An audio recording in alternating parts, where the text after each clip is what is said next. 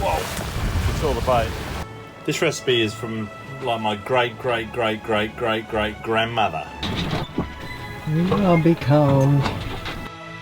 So our plan, based on the windy forecast, is no more.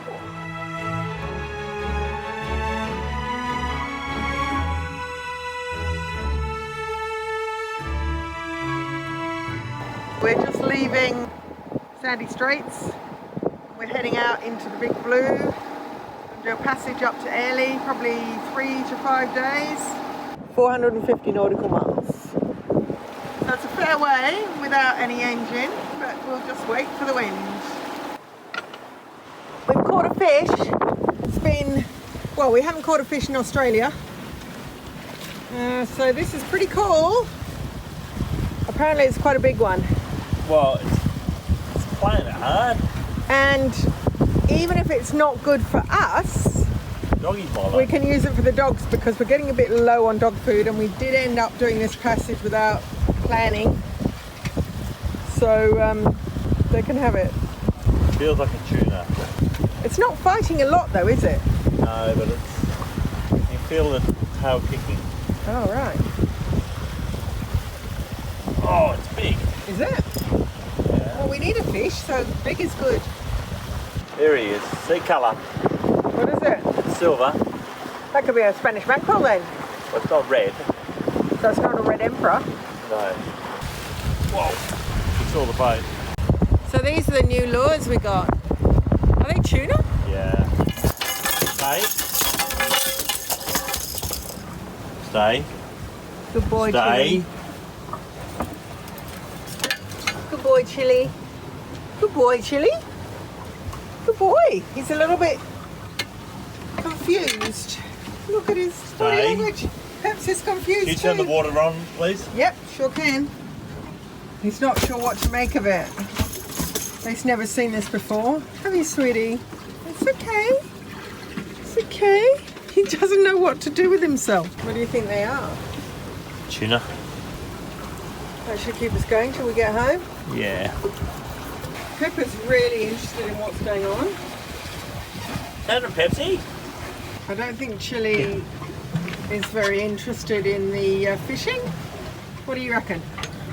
That looks pretty good.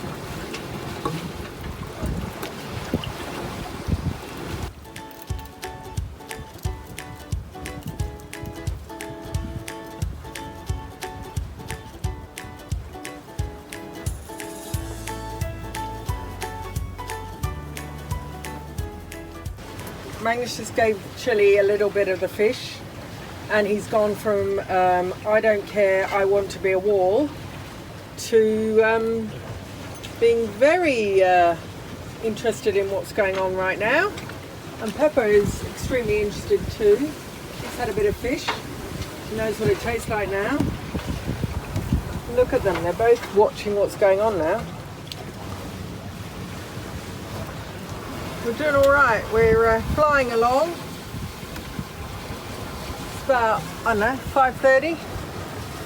And we're doing about 5 knots. ETA is about 3 days. Beautiful evening. Fish And on we board. caught 2 fish, so life's pretty good right now. Magnus is in the galley again. Except today is a very special day. Today is International Kanelbullar Day, which translated into English is International Cinnamon Bun Day. So I've been reminded by quite a few of our followers, but don't you worry about that, I haven't forgotten. So look at that. This recipe is from like my great grandmother. It's been handed down to the eldest in the family, and I happen to be the eldest out of my sister and I. So I've had the responsibility of carrying this tradition on. And once my son gets to age, and the cinnamon bun age in Swedish tradition is 50, so once he's 50, I'll pass this recipe on, as my mother did to me. So So if you look over here, this is the finished products. Oh, look at those! Oh, they're beautiful, babe. I can't wait to eat them.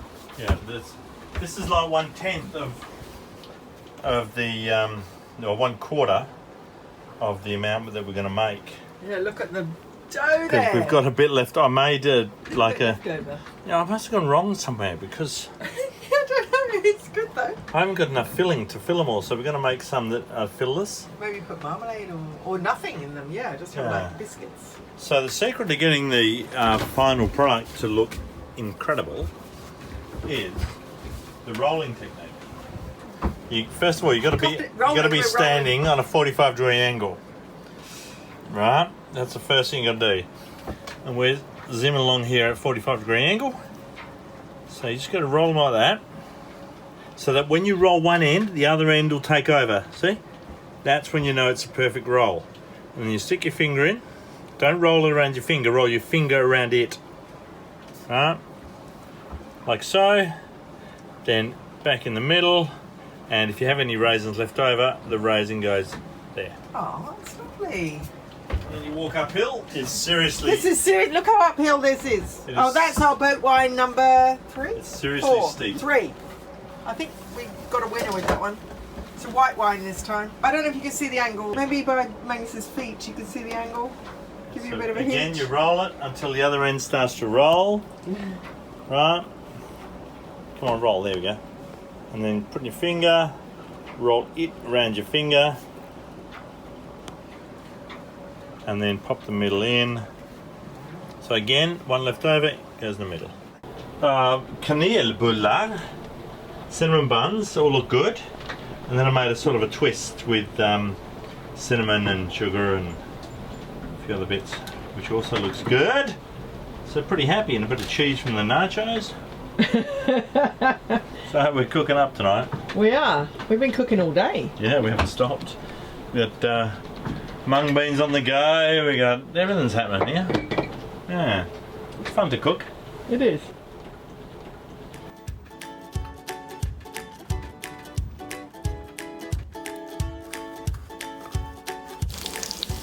Panko fish for dinner. Potatoes and peas. There's dinner. Not too shabby. Underway on a passage.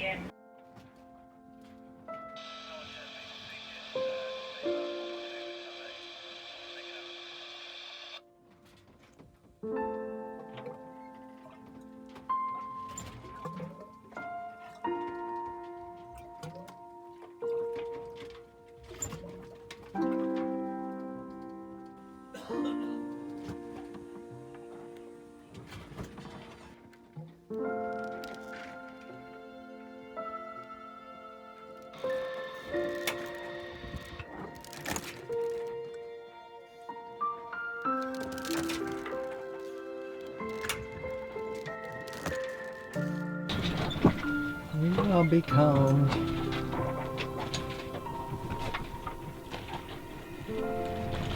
Yep, we're becalmed.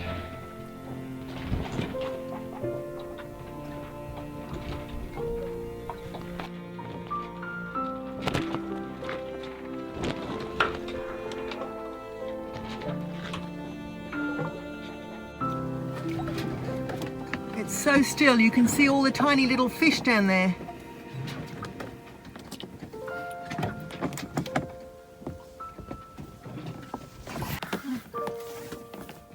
Where did the wind go?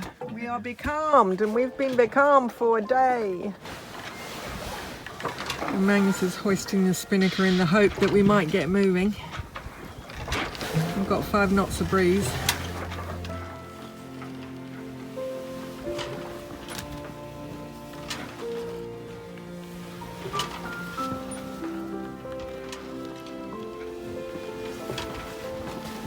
Pull the course sheet. Yep. Pan pizza for lunch today while we're becalmed.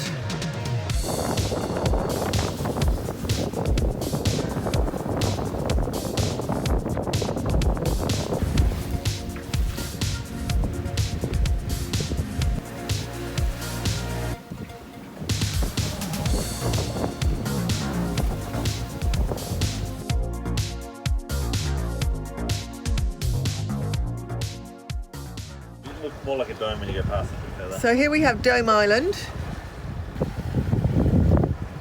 There's something important about this moment in time, isn't there, darling? It's the first time we're actually going sailing since we arrived in Australia, sailing directly towards our destination without having to tack. So it's quite exciting. See? Look! Look at that! So we waited for a little while and the southerly came and we're now doing 4 or so knots. It's very sweet. Look! Champagne sailing this is. Yeah, so very pleasant. And it says we're going to get there in 1 day and, well, 2 days. So let's hope we get there in 2 days. It's looking good. Got 2 days to go. We're starting to run out of fresh food because we never really planned to do this passage. So we've got half an onion and a few olives. And I've just chucked on a can of tuna. So I'm going to call this pizza pie. And that's our lunch.